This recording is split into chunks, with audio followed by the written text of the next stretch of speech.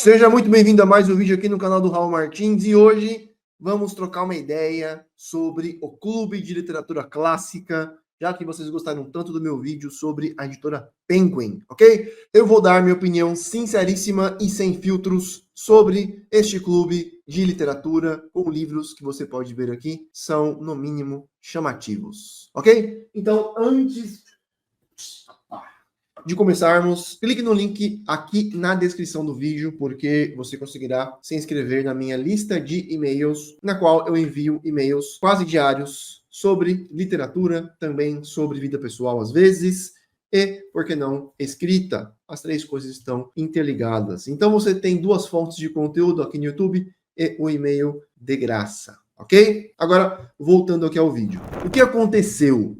Eu gravei um vídeo aqui recentemente sobre os meus livros da Penguin e fiz algumas considerações sobre os livros, sobre a qualidade gráfica, sobre a qualidade editorial, sobre as traduções, sobre as notas de rodapé, sobre tudo. E vocês gostaram muito deste vídeo. Além disso, no Instagram, já faz muito tempo que vocês me perguntam o que eu acho sobre o Clube de Literatura Clássica, o que eu acho sobre os livros deles, se vale a pena assinar ou não, etc, etc, etc. Eu já recomendei várias vezes o Clube de Literatura Clássica, ok? Mas eu nunca cheguei a fazer uma resenha barra análise, barra minhas impressões sobre os livros no geral.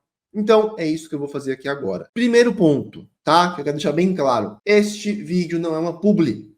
Então, o vídeo da Penguin, algumas pessoas me perguntaram, é publi? Não, não é publi, tá? Aliás, nunca ninguém me abordou para que eu fizesse uma publi. Eu acho que as pessoas não acham que eu seria um bom garoto propaganda, né? Porque nunca ninguém me abordou, nenhuma editora fez isso. Então, eu estou fazendo esse vídeo aqui de forma sincera. Segundo ponto, porém, que eu preciso deixar muito claro para este vídeo ser de fato 100% transparente. Os livros que eu tenho aqui são vários, tá? Do CLC, e que eu vou mostrar para vocês aqui. Eu não os comprei. Ou seja, eu não assino o clube, eu recebo os livros de forma bastante generosa deles, desde o começo quase que eles começaram a vendê-los, ok? Então, eu nunca fiz uma publi para o Clube de Literatura Clássica, quase fechei a parceria com eles uma ou duas vezes, mas não rolou. E os livros me são enviados como cortesia e também, né, porque, como eu falei, várias vezes eu indiquei o Clube de Literatura Clássica no Instagram, porque eu acho que os livros que eu indiquei realmente eram bons, certo? Beleza? Então, primeiro, não é uma publi. Segundo, é um vídeo que eu fiz com livros que eu recebi. O que não quer dizer que eu vá apenas fazer elogios ou dourar a pílula, ok? Será um vídeo sincero e que eu espero que não faça com que a galera do CLC pare de me enviar os livros, porque eu gosto muito deles. Alright, pronto. Falei demais já. Vamos aqui às considerações, então. Primeiro ponto, o que é o Clube de Literatura Clássica? O Clube de Literatura Clássica é uma assinatura, ou seja, você paga um valor mensal para eles e eles todo mês te dão um livro. Você não escolhe qual é o livro e o livro do mês seguinte é revelado no mês anterior, tá? Eu acho que é assim que funciona. No finalzinho de um mês, eles revelam o livro do próximo mês, tá? E você não tem como comprar os livros fora do clube, de forma pelo menos formal. Você tem como comprá-los usados. Mas você não tem como entrar na Amazon, por exemplo, e comprar qualquer um dos livros deles. Você só compra livros avulsos, que já foram lançados, caso haja estoque, e caso você seja um membro. Então você precisa ser um assinante, porque aí você recebe um livro todo mês e também tem acesso à loja deles, na qual você consegue comprar esses outros livros que já foram lançados e uma versão, um box especial do Guerra e Paz, que esse eu não tenho. Eu não tenho todos os livros, tá bom? Alguns eu não recebi. E o box do Guerra e Paz, que foi lançado à parte, você tinha que comprá-lo, sendo um assinante, né? Esse eu não comprei e também não recebi. Mas eu quero comprar porque é um baita de um box lindo, beleza? Então, infelizmente, esse eu não tenho como mostrar aqui para vocês. Beleza? Qual é a proposta do Clube de Literatura Clássica? É criar edições que sejam luxuosas e que sejam duráveis. Ou seja, livros para os quais você vai olhar na estante e primeiro vai pensar, caramba, que coisa bonita. É uma obra de arte, além de ser um livro. Segundo, são livros que devem durar muito tempo. Ou seja, a qualidade do material, a qualidade do binding, eu não sei como é que se chama isso em português, eu não sei se é encadernação, mas a qualidade de como as páginas são juntadas, de como elas são, no caso deles aqui, costuradas, inclusive, isso tudo conta para que o livro permaneça inteiro por mais tempo. Afinal de contas, a ideia é que você tenha um clássico, um livro atemporal, que fique com você a vida inteira e que fique com seus filhos depois, talvez. Então, é um livro que deve ser muito bonito e deve ter um material muito durável. Nesse quesito, eles entregam? Cara, se pegar, por exemplo, aqui, a edição recente, tá? Dos irmãos Karamazov, do Dostoiévski. O livro tem 859 páginas, certo? A capa dele é linda. A capa do livro é um negócio realmente lindo. Vocês vejam aqui. É um azul meio brilhoso e existe toda uma ideia por trás do design que remete à iconografia ortodoxa. Dostoiévski era, né? Um cristão ortodoxo. Enfim, a capa é muito simbólica e ela é linda. Eu, para ser bem sincero com vocês, não conheço nenhuma outra capa desse livro, inclusive nas versões gringas que eu conheço, que seja tão bonita assim. Dentro, tá? Ele tem esses designs aqui e você percebe aqui, tá? Tudo é muito bem feito, muito detalhado. Vou pegar aqui uma outra edição do Dom Juan, do Lord Byron, tá? O Dom Juan é uma obra muito bonita também, um livro lindo. Peraí. Ele também vem com outras coisas, né? Eles vêm com, por exemplo, às vezes um retrato do autor, quase sempre, ou sempre, eu acho, um retrato do autor, com marca-páginas. E geralmente vem com um livrinho menor também. Mas eu acho que com um livrinho menor, ele só acompanha os livros que sejam um pouco menores e que não sejam bilíngues, porque esse aqui, além de tudo, é uma versão bilíngue, tá?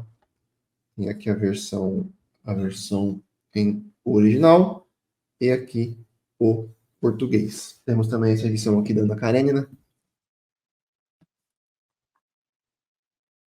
É uma edição linda e é uma edição que tem aí 820 páginas, o mesmo tamanho dos Irmãos Karamazov. E eu não sei agora qual que é a mensalidade do clube, para ser bem sincero com vocês, tá? Mas alguns meses você recebe livros bem grandes, que sinceramente você nunca encontraria por esse preço, tá? Você não encontraria um livro de 800 e poucas páginas, com essa qualidade de páginas, com essa qualidade de capa, com essa qualidade de design, por R$ 80, eu acho que agora, não me lembro agora. Mas no mínimo você pagaria, cara, R$ 140, R$ 150, ok? No normal, né? Mas, evidentemente, em outros meses, os livros são menores. Né? Então, houve um mês que eles enviaram um processo do Kafka. Uma edição linda, maravilhosa, muito bonita. Mas que tem 181 páginas. Nesse caso, eles mandaram este livro e a Metamorfose como um livrinho suplementar. Deixa eu pegar. Então, mandaram aqui a Metamorfose, tá? Um livrinho suplementar. Aqui já é brochura, na capa dura, mas com bastante qualidade também. Ok? Então, nesse ponto aqui, eu acho que eles entregam design, qualidade do papel, o papel é muito bom também, tá? Por exemplo, você pega aqui o papel dos Irmãos Karamazov, é um papel com boa gramatura, é um papel que não é branco e cega você, como são os livros da LIPM. As folhas não são finas a ponto de você enxergar o que está do outro lado. Em alguns livros isso aconteceu. Eu não sei se foi nos mais antigos, mas quando eu peguei aqui os Irmãos Karamazov, eu não percebi isso. Mas eu percebi isso num livro um pouquinho mais antigo deles. Talvez tenham dado papel, tá? Mas nos livros atuais aqui, você não enxerga quase nada do outro lado, não vazam as letras de forma que a leitura não fica cansativa. As páginas têm aquela textura gostosa de página, de folha, amareladas. A fonte é muito bonita e gostosa também. E o encadernamento, não sei se é assim que se fala, tá? Me perdoe, mas você percebe que ele foi feito com cola, né? Não dá para mostrar, tá?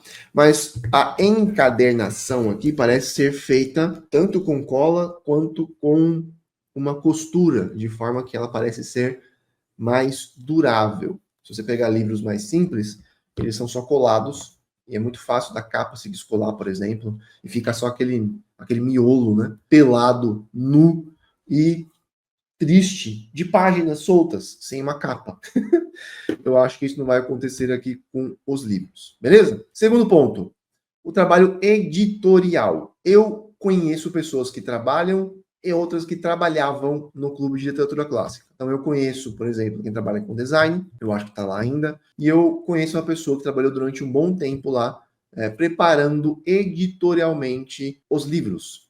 Por exemplo, caçando traduções, correndo atrás de pessoas que pudessem fazer nota de rodapé, ou ele mesmo as fazendo, estudando por fora. Então, eu sei que era um trabalho que essa pessoa fazia muito sério. Eu suponho que as pessoas que continuam o trabalho lá fazem um trabalho sério também, ok? De forma que, por exemplo, quando eu fui pegar o Dom Casmurro da Antofágica, os textos de apoio não eram lá muito bons, certo? Quando eu peguei a edição do CLC, os textos de apoio, a introdução, por exemplo, era muito útil. Era uma introdução que abria os seus horizontes, lhe dava algumas, digamos, visões que serviriam de pontos de apoio, nas quais você poderia prestar atenção. Né? Ele lhe dava algumas chaves de leitura, para ser mais exato. Sem dar spoilers, se é que você pode falar de spoilers, né? Mas sem enfiar garganta abaixo do leitor algum tipo de visão posterior, coisa que a gente às vezes encontra na Penguin, por exemplo. Eu não gosto de ler os prefácios da Penguin, porque mais de uma vez eu acabei encontrando, primeiro, spoilers. Tudo bem que são livros clássicos, tal, mas ainda assim seria bom pelo menos avisar o leitor, porque leitores, alunos que eu tenho no meu clube de leitura, eles realmente odeiam spoilers. Então, e não são poucos que odeiam, tá? Eu tenho vários alunos, tenho milhares de alunos, e muitos deles realmente odeiam spoilers. Então, isso pode atrapalhar algumas pessoas. E segundo, eu já peguei algumas vezes visões específicas que partiam de escolas de interpretação específicas, sendo, digamos, meio que forçadas goela abaixo do leitor, de forma que o leitor já entrava no livro com uma visão um pouco enviesada. No caso da Antofágica, eu já peguei leituras flagrantemente erradas. Tanto o Grande Gatsby, por exemplo, é uma vergonha aquilo ali, porque o sujeito conseguiu ler o livro ao contrário. Né? Ele pegou o livro e o leu como se fosse uma apologia ao sonho americano, sendo que o livro é a crítica ao sonho americano. Então, no caso do CLC, o trabalho editorial deles em relação a textos de apoio e especialmente a notas de rodapé é muito bom também. Por quê? Se você pegar aqui o livro que eles lançaram, Don Quixote. Se vocês pegarem aqui Don Quixote tem uma edição linda, gente, assim. Não tem o que falar, é uma edição maravilhosa. E, de novo, né, é um livro com 828 páginas, tá? Este livro aqui, cuja tradução foi feita pelo Castilho, acho que é isso. Pelo Aquilino Ribeiro.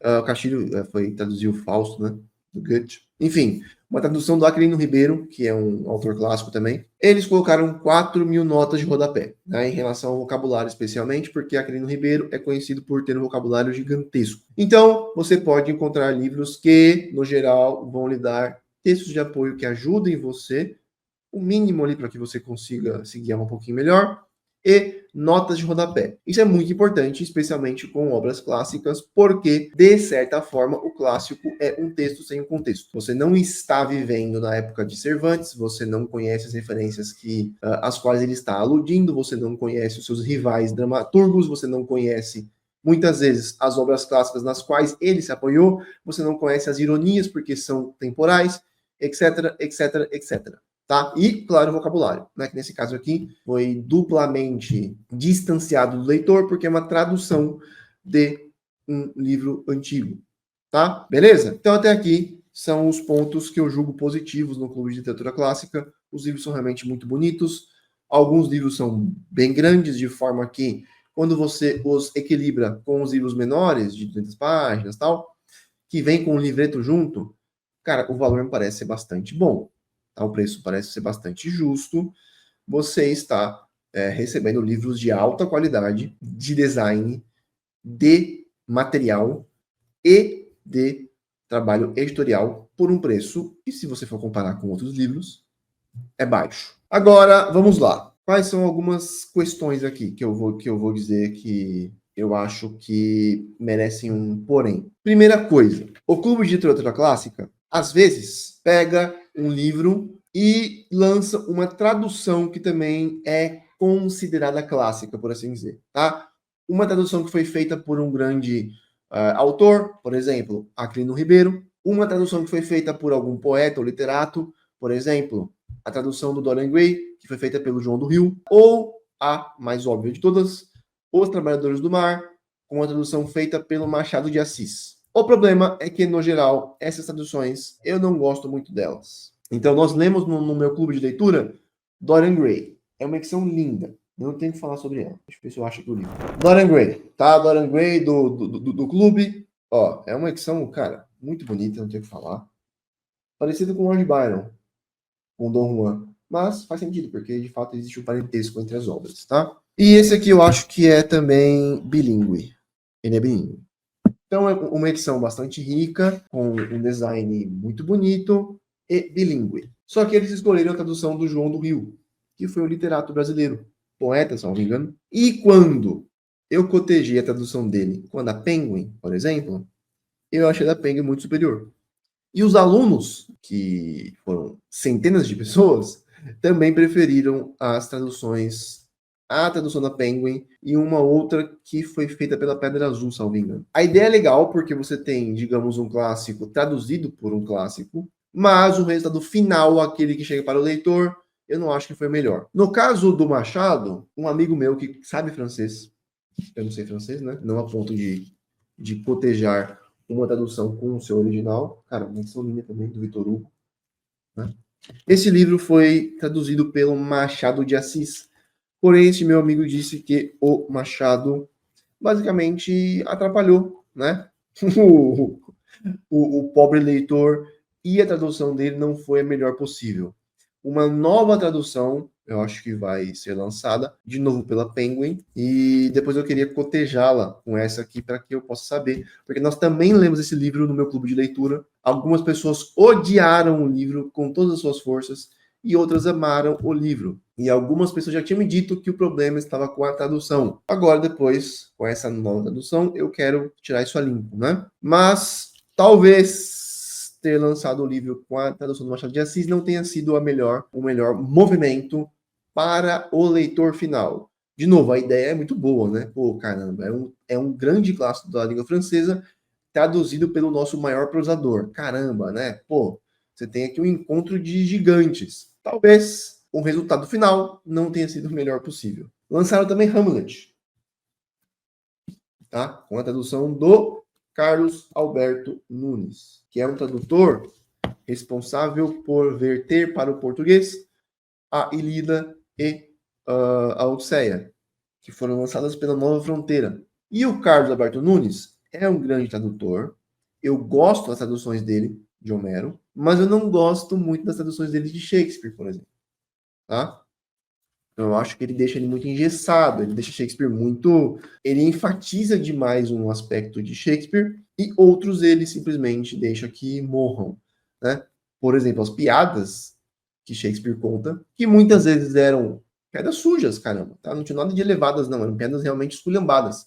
Aqui no Carlos tudo fica muito solene, num sentido meio penteadeira de velha. Porém, eu não sei como é que foi o trabalho feito com as notas de rodapé deste livro. É uma versão muito bonita e é uma versão bilíngue também, tá bom?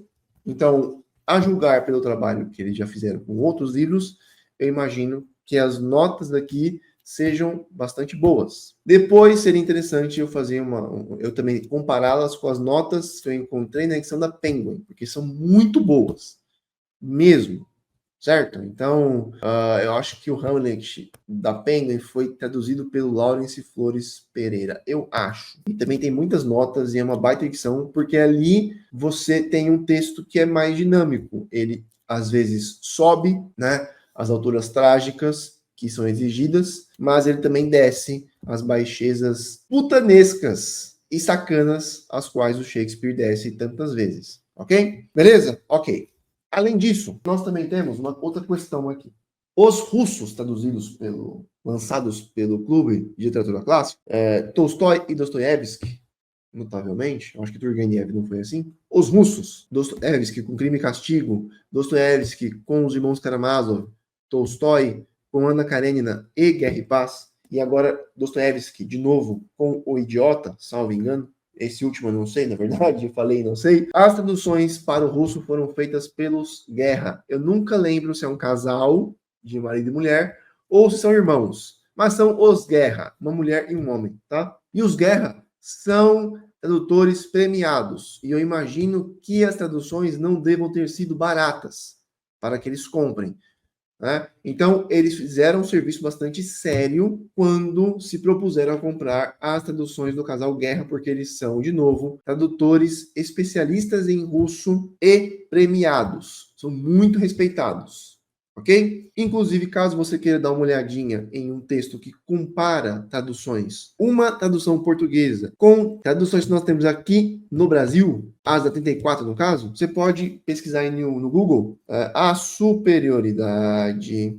da tradução portuguesa de Os Demônios. É um texto feito por um conhecido meu também, que sabe russo, no qual ele analisa alguns trechos de diferentes traduções e mostra que a tradução portuguesa é superior, inclusive porque ela é mais fiel ao original. Ele demonstra que a tradução feita no Brasil parece ter tomado emprestadas algumas passagens e frases de traduções indiretas, tá? Então, dê uma olhadinha lá, porque ele explica melhor que eu.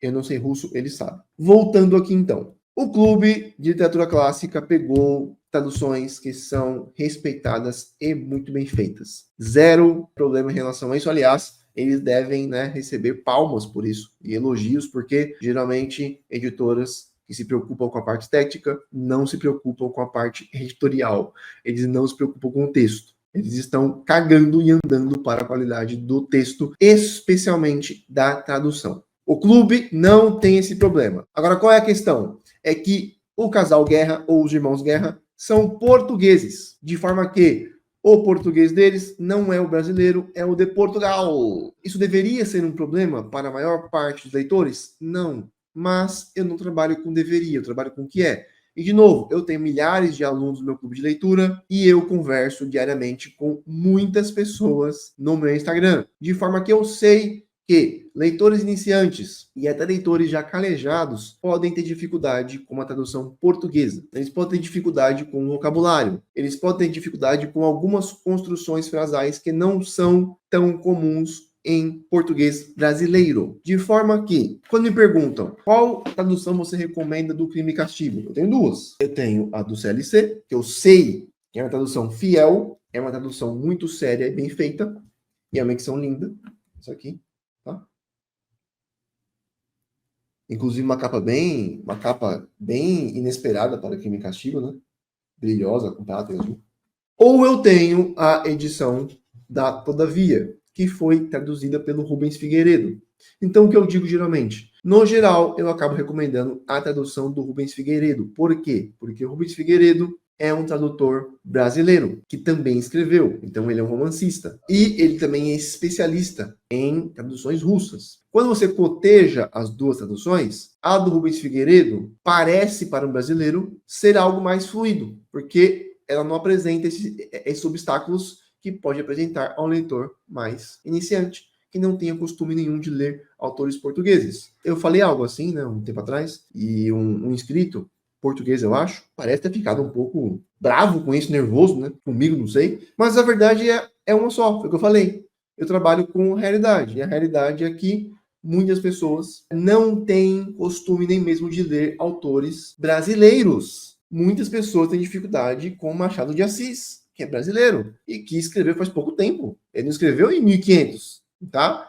Não foi em 1400 que ele escreveu faz relativamente poucas décadas. Então, não era para que a língua, né, não era para a língua ter mudado tanto assim a ponto de alguém no século XXI achar que Machado de Assis é uma coisa intransponível à sua inteligência. Então, o brasileiro, de fato, tem um problema com a linguagem. A aquisição de linguagem do brasileiro é muito ruim. Você pode elencar várias razões para isso. O fato é esse. Então, quando você for pegar um russo, por exemplo, do CLC, saiba que as traduções são portuguesas. E se você for alguém, né, um leitor iniciante ou intermediário, que já teria dificuldade com os irmãos Karamazov, pelo teor do livro e pelo tamanho do livro, se você pegar uma tradução portuguesa, pode ser que ela seja o obstáculo a mais para que você largue a leitura. Um outro exemplo, Dom Quixote. Já falei sobre Dom Quixote. Lançaram Dom Quixote.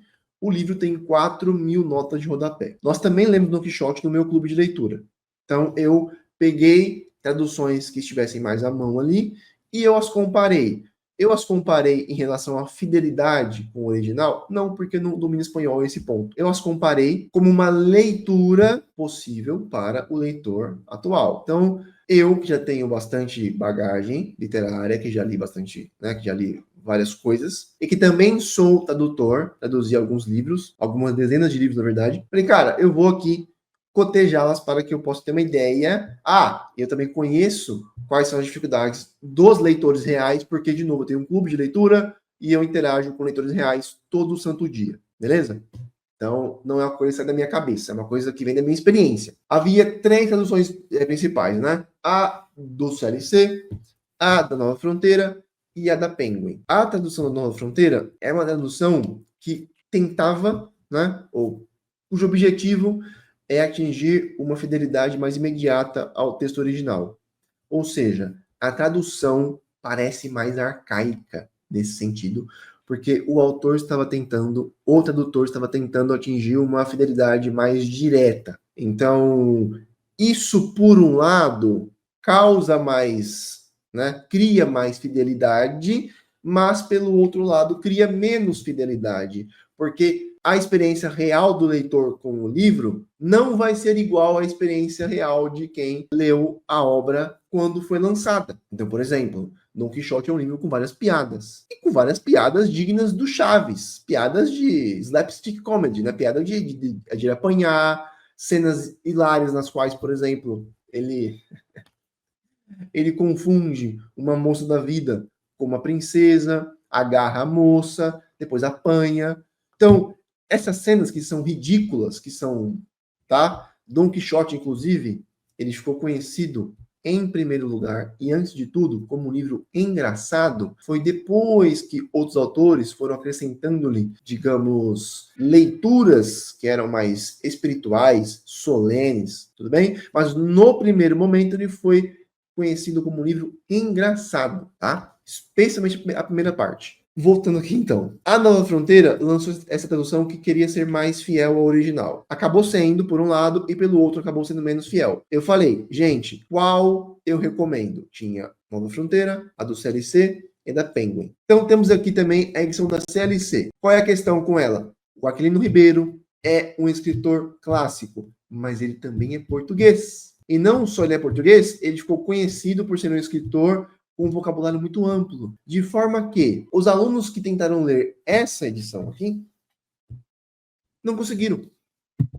Largaram o livro, porque era muito trabalho. Vou dar um exemplo, tá? Na primeira página da obra, você tem 19 notas de rodapé, quase todas de vocabulário. Quando chegamos ao final do primeiro capítulo, que deve ter umas 4 páginas, primeiro capítulo, 4 páginas, nós temos 79 notas de rodapé. Então a pessoa deveria parar 79 vezes para, em um capítulo, entender o que o livro está dizendo. É muito trabalho. Eu estou dizendo que ninguém vai ler? Óbvio que não, gente. Óbvio que alguém vai ler. É óbvio que se você chega ao final com uma tradução dessas, a sensação de vitória deve ser gigantesca, porque você chegou ao final de algo muito difícil, muito custoso. E você aprendeu um vocabulário gigantesco ao longo do livro. Meu Deus, isso aqui é uma imersão de vocabulário digna de 5 anos de faculdade. Porém, é muito trabalho.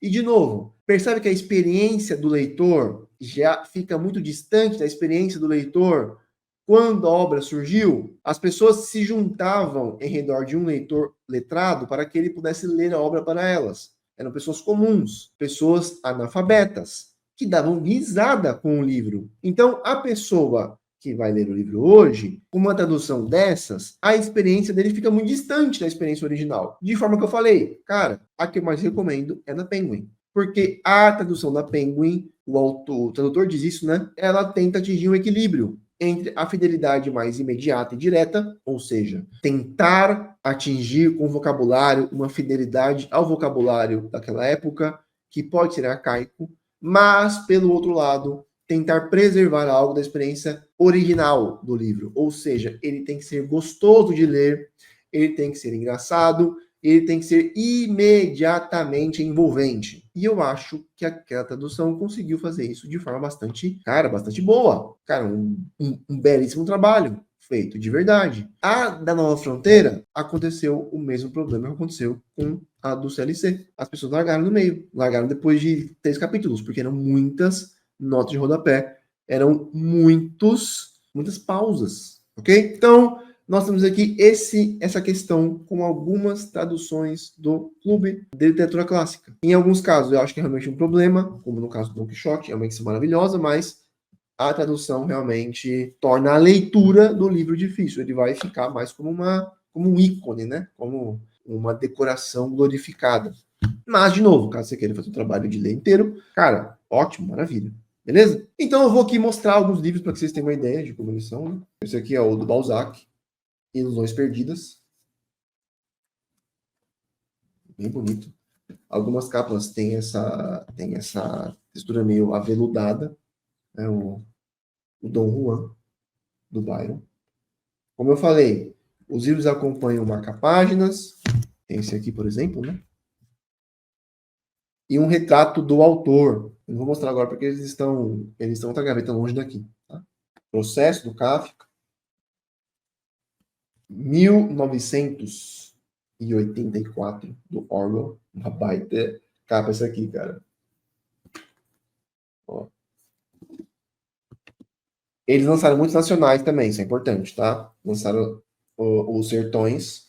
Por exemplo, os Sertões, bicho, é um livro com um vocabulário que, assim, é de enlouquecer também, entendeu? Os Sertões, cara, deve ter aqui, deve não, certeza que tem milhares e milhares de notas de rodapé. Mas nesse caso, percebam que o original é assim, não tem como fugir disso. O Euclides da Cunha tinha um vocabulário gigantesco e ele usou um vocabulário técnico ao longo do livro, de forma que não tem como fugir. O que você pode e precisa fazer com um livro desses é esse trabalho editorial de aproximação para o leitor. E isso eles fizeram de forma gloriosa. Essa edição aqui é linda, gente. É linda demais.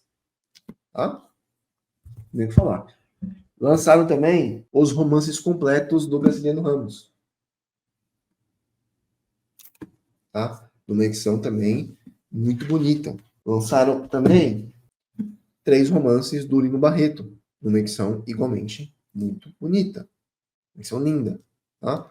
Uma coisa que me deixa um pouquinho com um toque às vezes, é que o nome dos livros, ele não está alinhado, tá vendo? Às vezes é aqui, às vezes é aqui, às vezes é em cima, como aqui, às vezes é aqui embaixo. Então, quando você olha na estante, eles ficam desalinhados. Isso seria realmente uma experiência estética gloriosa se os nomes todos estivessem alinhados, na mesma altura. Então, essa é uma frescura estética que, porém, conta.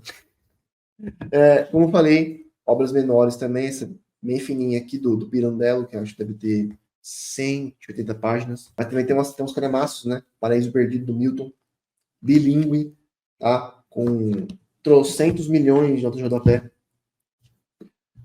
O Allan Poe, contos, né? Contos do grotesco e do arabesco. Essa edição do Gatsby que eu acho muito bonita, cara.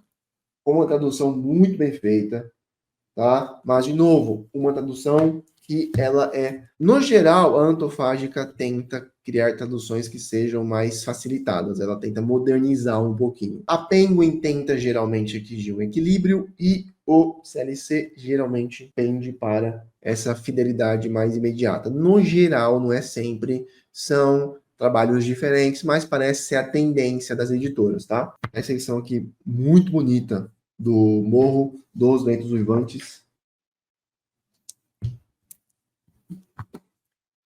Olha só. Cara, também lemos no meu clube de leitura, tá? Madame Bovary, que também lemos no meu clube de leitura. Mas essa edição aqui não tinha saído ainda quando lemos. Ó, essa edição aqui é linda, velho. E lançaram também alguns livros que são mais desconhecidos do público em geral. Como, por exemplo, lançaram Jorge de Lima, um poeta, né? Poeta literato. Isso aqui, inclusive, tá no plástico ainda que eu preciso tirar, porque eu preciso colocar no lugar certo, tá? Mas é uma obra poética, é poesia. Depois lançaram, ou melhor, antes disso, lançaram o Rimbaud, o prodígio poético francês, né? Obras completas do Rimbaud, inclusive com uma estética um pouquinho diferente. Entre outros livros, aqui também temos a saga nórdica. As sagas nórdicas foram um ponto de contato entre C.S. Lewis e Tolkien, dois viciados nelas, e as duas influenciaram diretamente a criação de O Senhor dos Anéis, do mundo inteiro do Tolkien, e também das Crônicas de Nárnia, do C.S. Lewis. Pais e Filhos, do Turgenev.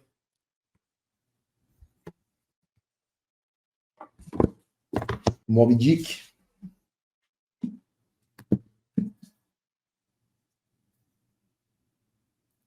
Bonito, velho.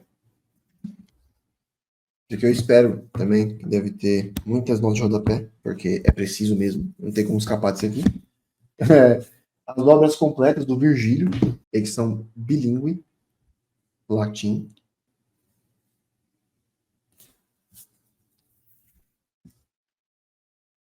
Detalhes.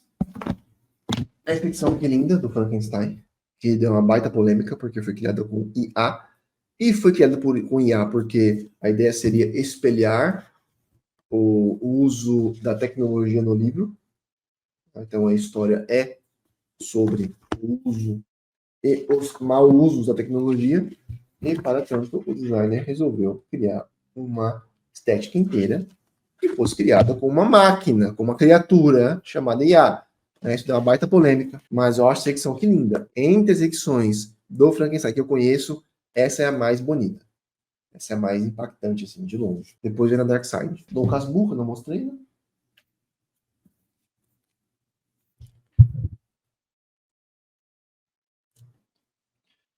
Do Dom Casmurro vem um livrinho aqui na frente que ele, quando você põe aqui, ele complementa essa imagem na capa aqui. É bem legal. Eu mostro agora porque não lembro onde tá. Aqui. Beleza? Então, resumindo a história, eu gosto muito do Clube de Literatura Clássica. Volto a dizer, tá? Eu não os assino. Esses livros aqui eu ganhei. E todas as vezes que eu indiquei livros deles, eu indiquei porque eu realmente acho que são bons. E essas críticas, esses meus poréns já tinham sido feitos antes no Instagram, mas agora vou deixá-los registrados em vídeo. De novo, se você entendeu que eu estou falando mal das traduções, da João do Rio eu falei mal mesmo, porque é ruim, eu não gosto mesmo. Agora, se você entendeu que eu falei mal das traduções do Guerra e Paz, ou dos Irmãos Guerra, ou do Casal Guerra, volta para a escola. Não foi isso que eu fiz, tá? E se vale a pena, bem, aí fica agora a seu critério. É como eu falei, você pode receber uma obra muito grande às vezes, uma obra pequena, você pode receber uma obra poética. Eu vi uma galera reclamando de obra poética, mas não faz sentido. Como é que você quer contratar, né, um clube de literatura clássica e não receber poesia de acho? Não faz sentido nenhum isso, você reclamar disso. E você vai receber livros que são já consagrados, às vezes com várias edições, mas de vez em quando livros que não são conhecidos, às vezes inéditos. Tá? Então eles também tentam manter um equilíbrio entre livros consagrados e livros inéditos, entre livros de prosa e livros poéticos. E no geral, eu acho uma baita adição à sua biblioteca. Eu gosto muito de tê-los aqui em casa e eu espero que meus filhos possam ficar com vontade de lê-los pela beleza dos livros e que possam mantê-los consigo caso eu morra, porque eu espero não morrer, né? Quem sabe a tecnologia não vai ficar avançada a ponto de eu não morrer. Quem sabe, né, gente? Eu gostaria que fosse assim. Brinks. Mas são livros realmente muito bonitos, muito duráveis e, no geral, com um trabalho editorial muito bem feito. Caso você tenha alguma dúvida a mais, deixa aqui embaixo e nós conversaremos sobre isso em outro vídeo. É isso, muito obrigado. Vão pela sombra. É nóis.